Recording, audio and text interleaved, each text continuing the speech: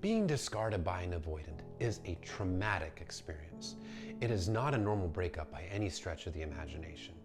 You were blindsided, you didn't see it coming, and you were given little to no explanation as to why you were being kicked to the curb, and you were shown little to no empathy in the process. It is not a normal breakup by any stretch of the imagination. Your dopamine, your oxytocin, it was flowing. You were feeling good. Chances are you were in an extended honeymoon phase with this person, and you felt like you had finally met your person. You felt like you were with somebody that you were meant to be with, that you were finally seen. And then suddenly, out of nowhere, the rug gets pulled from under your feet, and you are left absolutely devastated. And your friends and family are probably just telling you to just move on. And while they may be well-intentioned, people that tell you to just move on, they have never been discarded by an avoidant, and they don't understand how traumatic it is. Yes, moving on and healing is an important part. That is a good thing to do. But it is a process to understand what happened to you, heal, and move on. Because being discarded is a crushing blow to your self-esteem. You literally just got blindsided and devastated, and you lose the ability to trust your perception of reality in a relationship because everything seems secure to you. You may have even just gotten back from a great vacation, a dream holiday, and suddenly you're being discarded mere days later when everything seemed like it was at its best. You had never felt closer to anybody or this person ever before. And they may have even told you things like, you make them feel in a way they never felt before. You treat them better than anybody else ever treated them. And all of a sudden it's over, and they're telling you that they can't give you what you need, and they're just not ready for a relationship, and you're getting nothing but vague excuses, and possibly then even ghosted as you press them for more answers. First, it is important to understand that you are not to blame for this behavior. Chances are, when the avoidant told you that you treat them better than anybody else ever had, they're telling you the truth, which is precisely why they ran. Avoidants fear emotional intimacy, and they fear it especially with a partner that treats them well, because they feel that this person is too good for them, better than they deserve. And the avoidant, well, they struggle with feeling unlovable deep down. It comes from childhood. And they fear that if they let you in the castle wall, you're going to see that they're unlovable and you're going to reject and abandon them. So when these fears are triggered, fears of abandonment, engulfment, rejection, they suppress their feelings for you. They block them off. They block off access to their own feelings for you, which is exactly why they can show little to no empathy. This is because they're not allowing themselves to access these feelings. It is a defense mechanism. It's a maladaptive one, but it's a defense mechanism nonetheless. And running away, discarding their partner, is how they are protecting themselves from the inevitable heartache when you figure out that you're too good for this person. It's not fair to you, because in this moment, the avoidant is only thinking of their own fears, their own feelings, and whatever their perceived wants and needs are in the moment. They are not thinking of you. They're not thinking of your feelings. They are being in a self-absorbed mode where they're only thinking about themselves. Understanding this helps you to stop blaming yourself,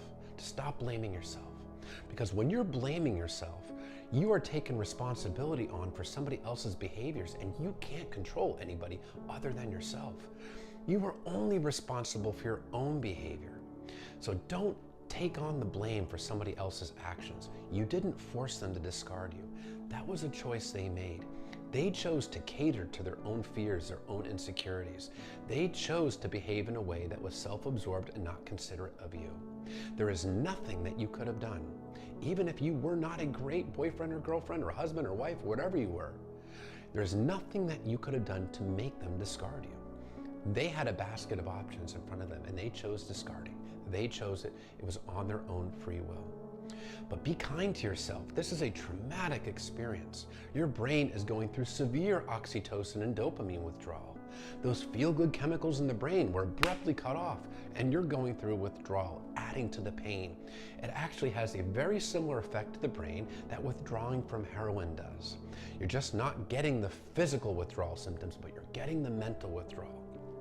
And your subconscious mind associates this person, the avoidant X, as the only source to get back to these feel-good chemicals. So your subconscious mind views them as the fix for the pain. And it's often tempting to put this person on a pedestal. You view their memories in such a fond light. You reminisce of all the good times you had together. And every time you do this, your brain is actually rewarding itself with a small hit of dopamine. Every time you go down memory lane, it's not enough dopamine to make you feel good or to end the pain at all. You still are hurting, but your brain is rewarding itself for going down memory lane with tiny little bits of dopamine. It's just enough to keep you addicted to the memories, but not enough to stop your pain. So it's important that when you start reminiscing down memory lane, that you remind yourself that this is also the person that caused you this enormous amount of pain. This is also the person that broke and shattered your heart into a million pieces. This is also the person that blindsided you, dumped you without warning, kicked you to the curb, and showed you no empathy. Because when you remind yourself of that consistently, you're taking them down off the pedestal. And when you take them down off the pedestal, it helps with the healing. Be kind to yourself. Take them off the pedestal. Focus on understanding that you're not to blame, and try to understand why this person behaves the way they do. It's still a choice. Understanding doesn't mean that you accept the behavior. It doesn't mean it's tolerable, but it can be at least helping you understand that you're not to blame. That's why understanding is so important, because you're not blaming yourself. And recognize that this is a reflection of them, their unhealed wounds, their unhealed attachment wounds, their unhealed traumas, and yes, their character. It's a reflection of them. It is not a reflection of you. But being blindsided, especially by somebody that you are so deeply in love with, it is a very traumatic experience. It is truly traumatic. And focus on healing and being kind to yourself so you don't carry this trauma into future relationships, so that you don't beat yourself up and take responsibility for something that you didn't do. And in reality, when the dust begins to settle, you will see that this was an emotionally unavailable person, and ultimately, you are now free to find somebody who is emotionally available. You are free to find someone that is truly willing to build that emotional bond, that deep connection, that would never blindside you in this manner, because you wouldn't do that to anybody. There are other people out there like you that exist. It may not feel like it, but you're not alone. There are healthy people out there. And finding that person, healing and finding that person is worth all the work. It really is.